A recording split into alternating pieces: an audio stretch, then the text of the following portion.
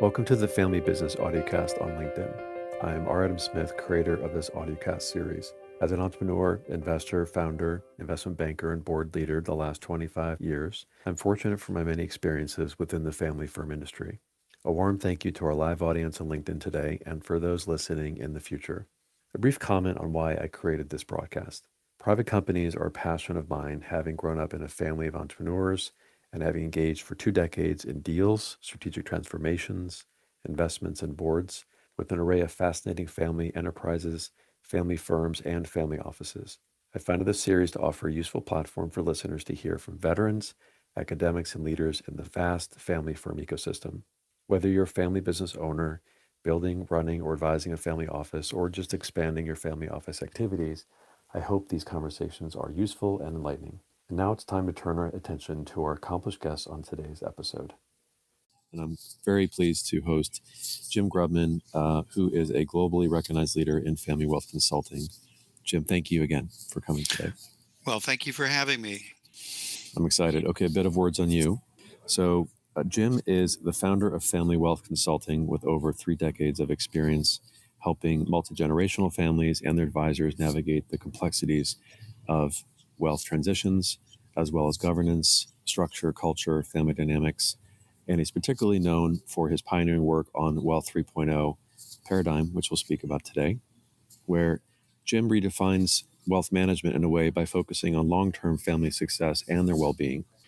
And these deep insights into how families adapt to wealth, whether they're self-made or inherited, has made him a sought-after expert in the field amidst many, many different subjects and globally as well. I'm very excited to have him today on the show.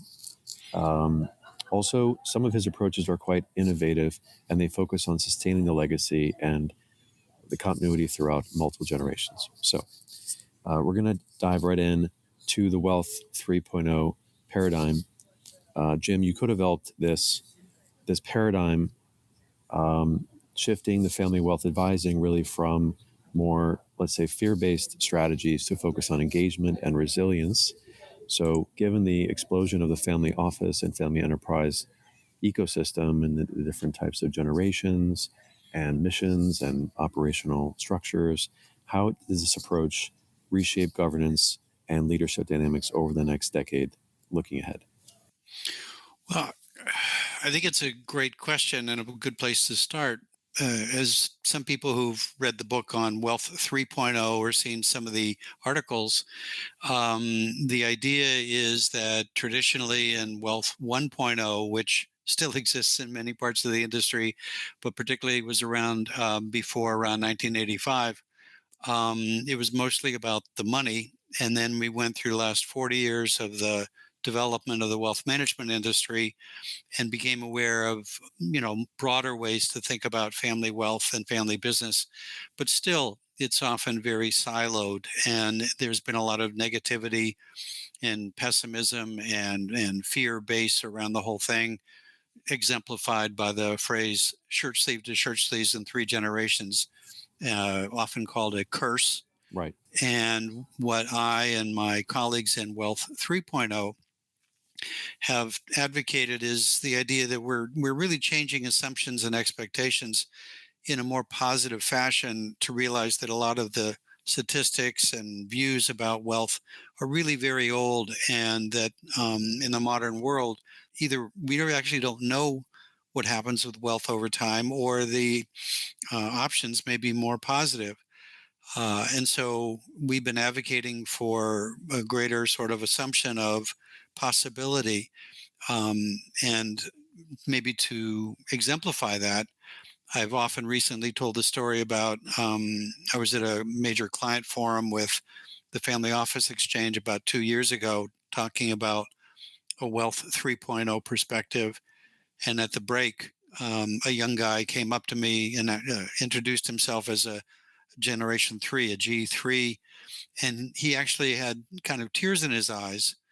And he shook my hand and he said, you're the first advisor I have ever met who didn't either tell me or imply that I was going to be the downfall of my family. And so I think that's part of why we're doing this, that it's had a real impact. And as we pivot away from that, it's okay to acknowledge the anxieties of entrepreneurs and wealth creators, that it was really difficult to make the money, and that they're worried about what's going to happen. But instead of telling them their fears are true, we're just validating them and supporting them. And we need to build better plans where advisors have less influence in locking things down by saying, well, we have to protect the money from the family and the family from the money. So those are some of the perspectives on why we're trying to take a more positive approach on things. Okay, I like the positivity, and maybe just also there's a lot of talk about transparency, communication, courage for family offices and their families and their boards to really have open discourse. But of course, that transparency and communication is not sufficient. Can you comment on like bridging the divide of just the courage to speak about the wealth, about the pride, ego, the status of society, having a large company that's going to be sold and make a lot of money. Like people can talk within the family office or the family about the matters, but ultimately there's also the actions that have to occur to have harmony or to manage governance or to sell a big company. So can you talk a bit about bridging the two? Sure. You put your finger on something which has been very much part of tradition, that was assumed to be a good thing, which is don't tell them it's coming. Don't tell them because you'll demotivate them. They don't need to know so that they can think they're middle class and therefore they'll grow up best.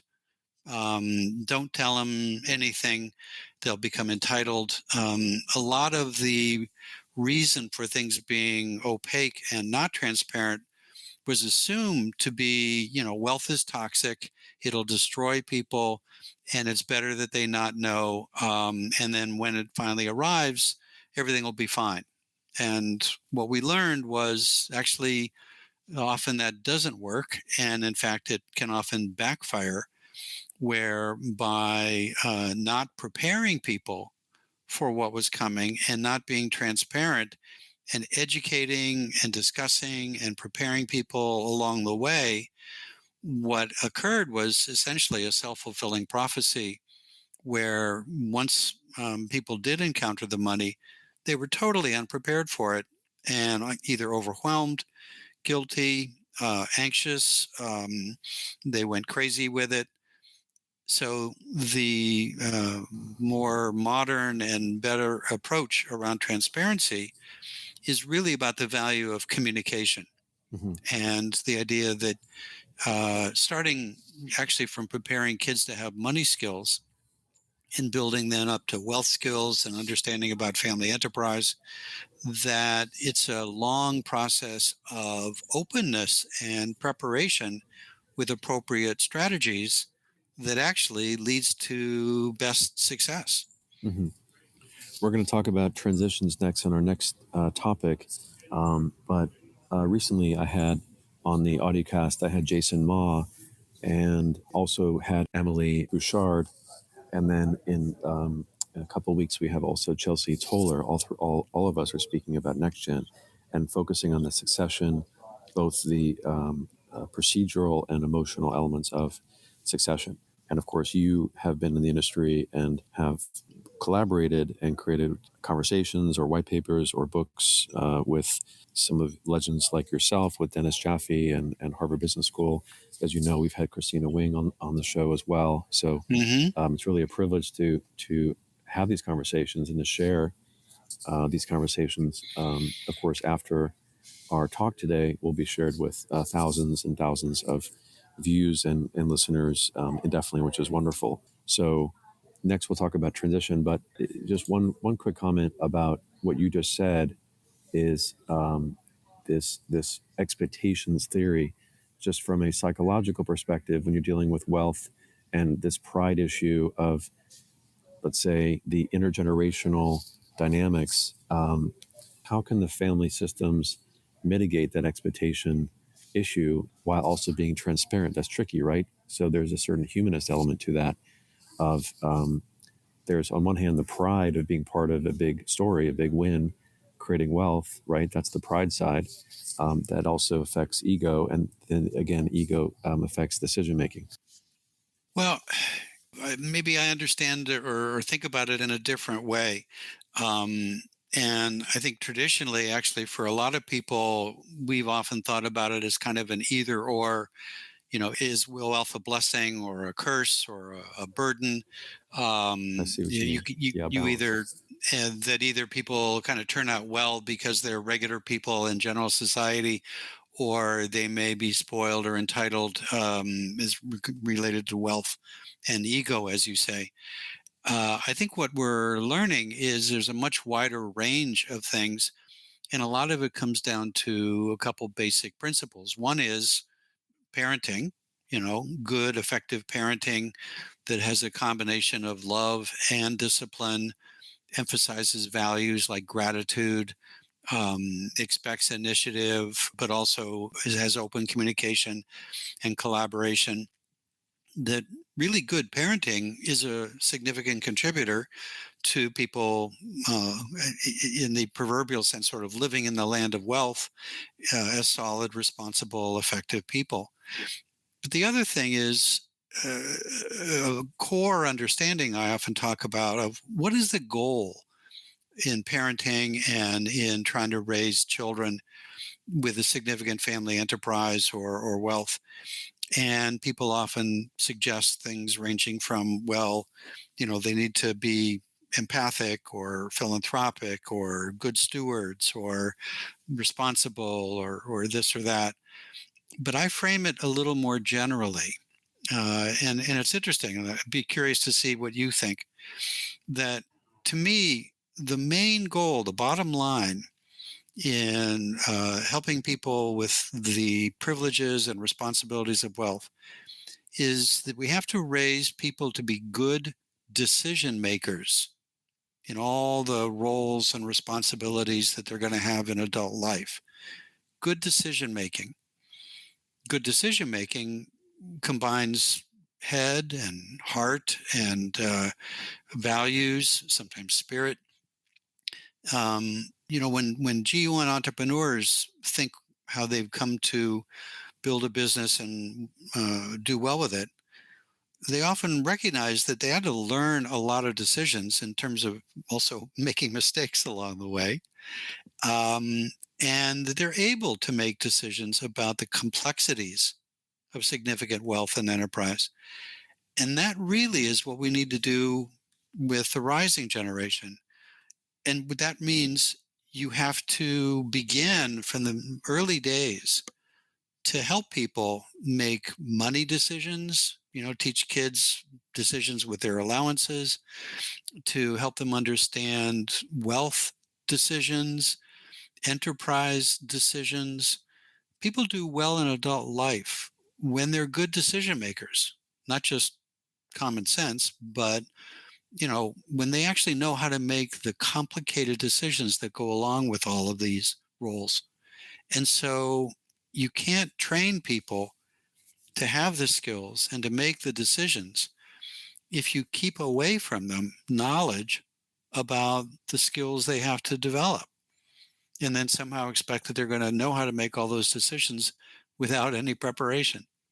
So I don't know if that helps, but yeah, I'd be curious to see, does it fit with some of your experience, Adam? I like that. I think it's a big topic, and of course, it's not easy to just want it to happen. It takes a lot of work every day. I have three kids, two sons and one daughter, and they're at that inflection point of life where they become little adults and they start adulting, Oh, and lucky you. so they, on the one hand, you to help children become the next leaders of society, there is a value system, as you said, that is essential to instill in them and to share with them.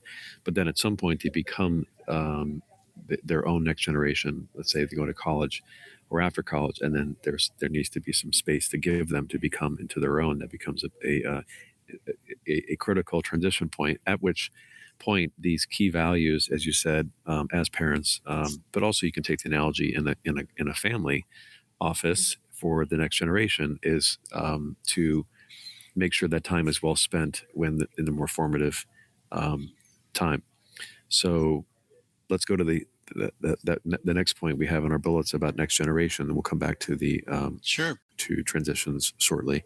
But you have emphasized this concept of capable next gen leaders. So let's talk a bit about those principles that the family office or the family enterprise can adopt for their children in the family business to appreciate. There's the privileges and responsibilities, but also not feeling entitled. So you talked a bit about that. This concept of, let's say, humility and awareness and mindfulness, how much of it is innate versus more cognitive, and how much of that can be trained, over time within the family? Well, it's funny. Let me take your last point first, because as a clinical psychologist and my background, a neuropsychologist, and knowing literature, and also I'm with you. I raised two sons and a daughter myself. They're in their 40s now, so I'm a little bit farther ahead of on the journey than you are, but there's good things ahead. Um, One of the things that I came to see over time, and the literature, interestingly, says is actually a lot of personality is hardwired. Kids kind of have their personality from the beginning genetically in ways that we often do not appreciate. And parenting can support and enhance it. It may also undercut it. But interestingly, a lot of who we are is part of how we are born with. And again, there's substantial research about the nature versus nurture issue in parenting. The relevance is, I've worked with families where they had two, three, four kids more, and uh, most of the kids turned out well, and one was just really difficult or, um, very self-centered. And what's hard to grasp is, there are elements in which that may not be the wealth in a family of five. To have one kid who isn't on a good track is not that unusual because of the lottery of genetics. So I think it's important that parents understand that you can do the best that you can. You can set conditions. Good parenting is crucial, and you're working with somebody who has some elements, from birth. Right. So I just wanted to mention that. And I don't know if you look at your kids and you realize, how much their personalities really were there from the very beginning. Hmm. Well, look, I think we're really focusing on the way to create excellence in a family office or a family business. Ultimately, I think it's a lot of it's about Sure. excellence, and the path towards excellence in a family office or a family business is really very relevant to excellence in a large company or life in general. So if there's the soft skills and there's the hard skills, and so I enjoy this conversation with you, and I encourage everybody to read your materials and your books among many experts, because gathering the different point of views and putting them together into a puzzle, and then keeping up with the latest information and reading, let's say, the journals and the think tanks and the articles, and we see this thought leadership really becoming quite a large industry, because it is a lagging. It's almost a lagging indicator of the scale of family offices and wealth and the evolution of these Absolutely. organizations. It's a lagging. It's really lagging for many, many years, and now it's finally growing up, which is nice. You see people like more Hmm. legends like yourself and Dennis Jaffe and Jim McLaughlin. You've been around, but then there's also these big consulting companies that are really trying to bring scale, I guess, to the industry, and that's why I admire when people like yourself build, companies and expand your resources to share. We see that with the Wingspan Group. We see that with, of course, Cambridge.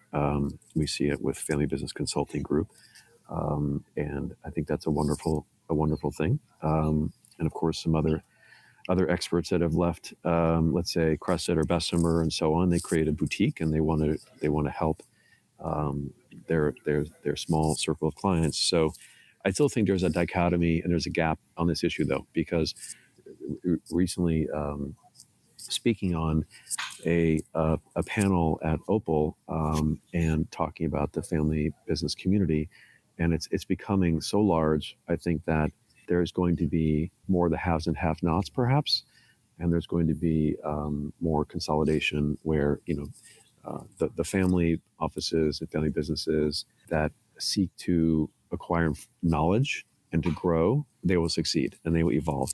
And then others that are more, let's say, comfortable or not seeking to evolve, they will just keep doing their own thing, and they'll be perhaps less scaled or less evolutionary, and perhaps they merge.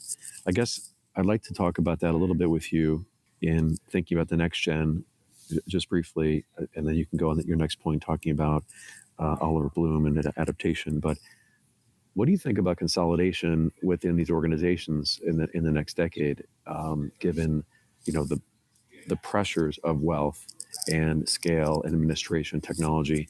What do you think will happen the next decade in the industry? Actually, it's a really interesting question because, in a sense, it's an ecosystem. And I work in leadership at the Ultra High Net Worth Institute, nonprofit think tank. I think you're aware of that. And we look at exactly what you just raised as a question. One of the things that I'm aware of from looking at, again, some of the research, also thinking from some major consulting firms, is we have to keep in mind the whole wealth management and family office industry is a dynamic industry with things happening at the top end with mergers and acquisitions, consolidation.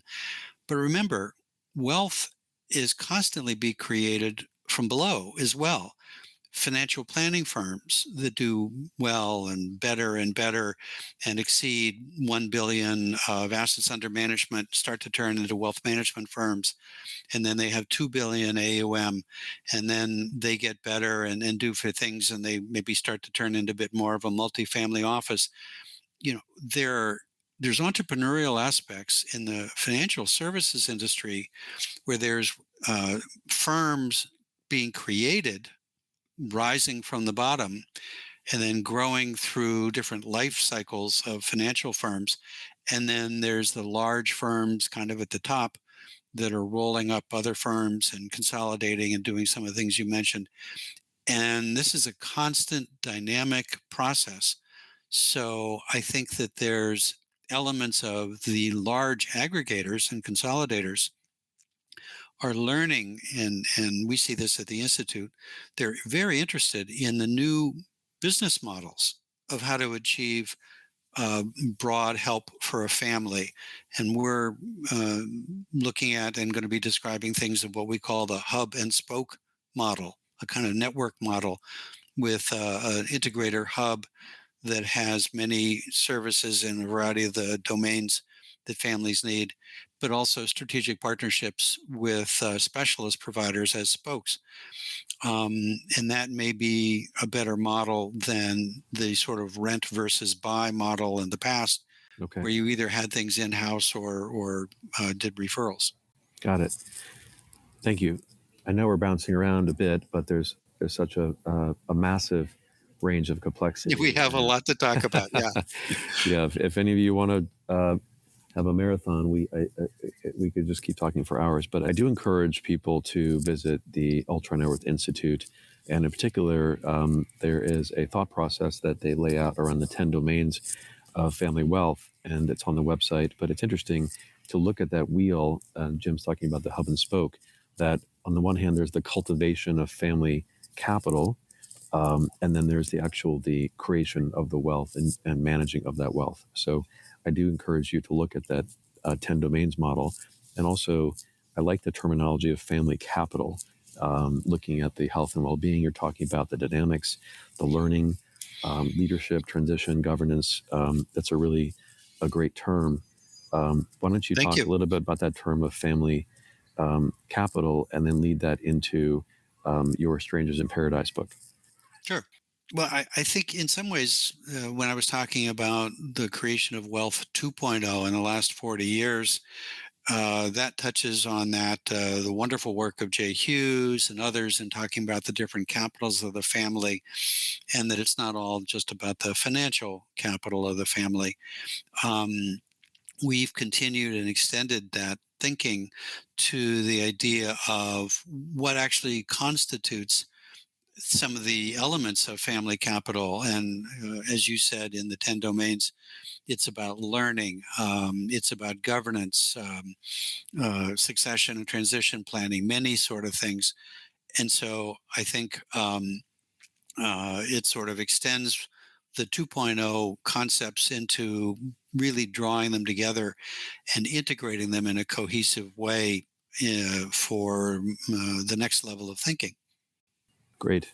Um, let's move into your brand and your book, Strangers in Paradise, where you talk about the struggle of integrating wealth into their identity, and what it's like for billionaires and high-profile people, which several of which you've had in the show, and we'll continue to. We're actually going to have more family offices on the Family Business Audiocast, in addition to thought leaders like yourself and think tanks and academic heads. So we're booked out several months, and we're running about 50 events a year, which is great, and we're very blessed Great. to have that. Yes. So, Strangers in Paradise, you talk about how, of course, the G1 or the core family, let's say, will support the rising gen in developing this healthy relationship, and it's not really binary. I think that's really healthy. Why don't you talk a bit about that? But just briefly, the Alternative Witness Institute is so impressive what Steve Prostano has done, and all of you, of course. I did mention some of the legends, but there are others that I did not mention, which I see there. Bill Woodson, of course, and then Kathy Lentz at Matter. I just happened to have a conversation about Matter recently, and it's quite an amazing event and transaction that the Matter family office has gone through. And I think Yes, folks I'm will. aware of her, and I think she's done a great job with that of, you know, maintaining the values of the firm, getting capital in to support, but doing it in a way that really fits their value system and their culture. It's a great example.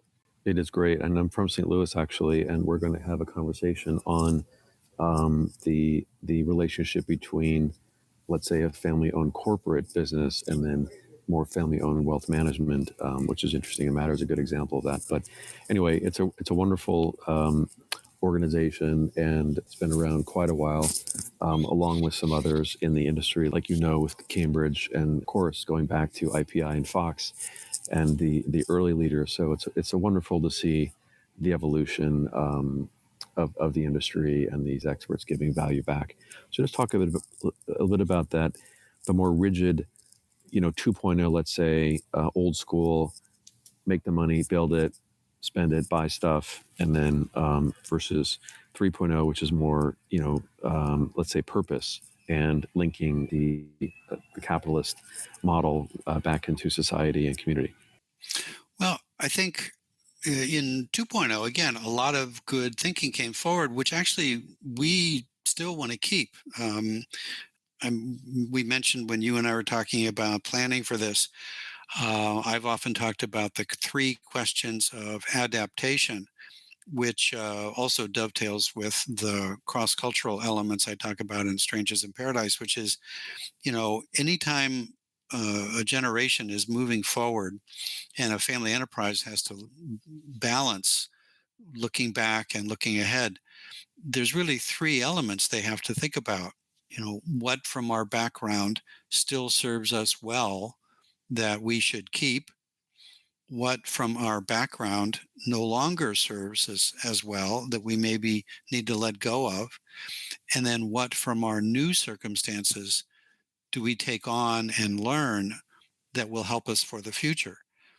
And I think that is an expansion of the thinking that we had previously about wealth, which is, well, either you hold on to the good middle class values that the G1s came up with and were raised with and employed in how they dealt with things, or you somehow get lost in wealth and do different things, or even the rigid emphasis, as you said, that, well, stewardship is the highest purpose. You have to be a good steward, and that's what you're going to do. And what we found is that sort of very simplistic thinking had a limited number of choices for people. And it's like, well, suppose I don't want to be a good steward. Suppose as a family, we want to decide that we're going to use our resources for the benefit of the family or the benefit of society, and we're actually going to spend them down in that process. But as a result, people are going to be better. And so, what we're moving into is a much more balanced, broader menu of different things that wealth can be used for, and a broader understanding of what life with wealth and successful enterprise really encompasses. I like that. Um, I'm actually going to skip the question on the failure rate of transitions because that's covered very often. I don't think we need to go Sure. as deep into that, but let's go further a little bit as we're finishing up here of honoring the tradition, the legacy, versus like being more bold and moving into uncharted territories. And if you could also Sure. comment on the concept of entrepreneurship within the family enterprise. I covered this topic with earlier with Professor Matt Hughes, who's a PhD and academic that writes familybusiness.org. As you know, I've written with him and them several times. And there is this odd challenge of complexity of entrepreneurship and infusing innovation into family businesses because they're not necessarily equipped to handle that, even though their intentions are good. So, can you talk a bit about that balance? And then you also wanted to talk about Oliver Bloom of Porsche Yes. talking about tradition. About tradition. Well, it's funny because this question often comes up, and I've been often asked about, well, how do you balance, honoring family traditions and yet being bold and entrepreneurial and taking the enterprise into new uncharted territories? And it seems, again, very sort of binary, either or polarities. And I happen to be a car guy. I will admit that. Many people who know me know that. And I also happen to love Porsches, particularly as wonderful automobiles. And I really smiled one time some years ago because one of the chairman of Porsche, Oliver Bloom, had a really great saying. He talked about in an article, he said, tradition and innovation are two sides of the Porsche coin, that tradition sustains people, but the task is to be innovative without divorcing themselves from tradition. And I thought that was fantastic. And it really captures what most family businesses have to do.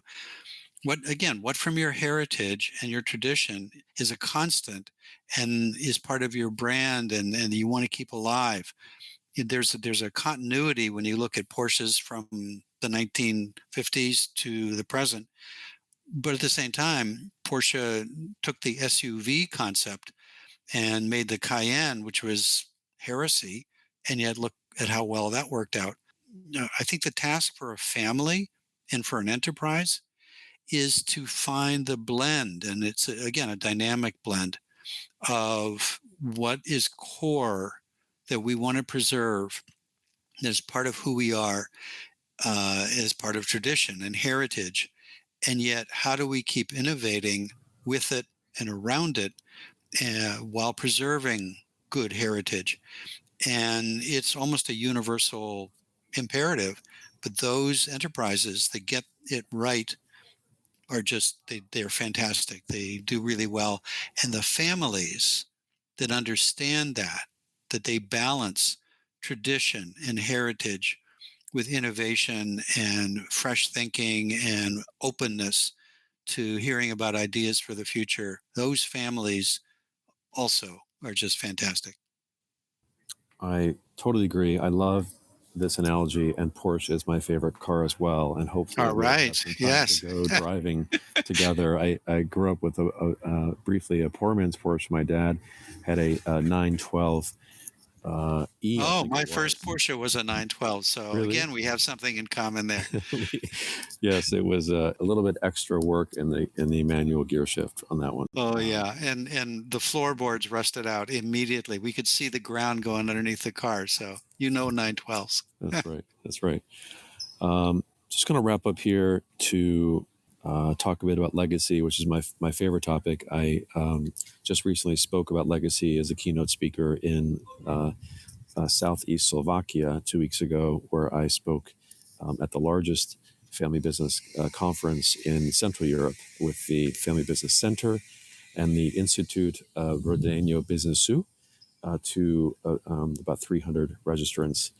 I must say, give a plug for the amazing $100 million renovated chateau and spa at the Hotel Belu, Belu, which I highly recommend if you happen to be cruising around southern Slovakia. But Beautiful place. it was a beautiful place, and I think that there was an audience of G1, pretty much, some G2. I don't think there's any much G3 at all, given the evolution of the Central Eastern European economies. And the topic of legacy there and in general is quite interesting because it means something different to everyone. So, just as a final comment, if you could just talk a bit about purpose and what legacy within the family enterprise community means to you, generally speaking. Well, it's funny. You're touching on something that's pretty complicated also, because for a lot of people, talking about legacy is a very positive thing and uplifting, and it leads into issues again about stewardship, and really wonderful ideals. There are some cultures in which the concept of legacy also has a negative connotation. Some racial groups, some ethnic groups, and that the idea of the holdovers from the past that sometimes have not been as successful. So, one tip for advisors listening to this is don't necessarily assume that every client that you're talking with about the word legacy shares your view of what the word means or how it is. You may want to ask about what's your perspective on the traditions impacting your current situation, something a little bit more general than that. But I think, for most people, the concept of legacy goes back to that sense of continuity and yet enhancement, which is as a result of the wealth creation that the family has had and that maybe some people have done. What would you want to have continued?